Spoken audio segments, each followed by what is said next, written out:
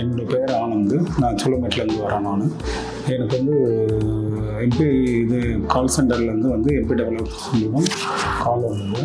நான் சும்மா பார்க்கறதுக்காக தான் போனேன். குன்றத்தூர் மேகா நகர் மெட்ரோ நகரில் இருக்க அவங்களோட ப்ராஜெக்டை பார்க்க போனேன். பார்த்தோன்னே அந்த இடம் வந்து நல்லா பிடிச்சிருந்தது.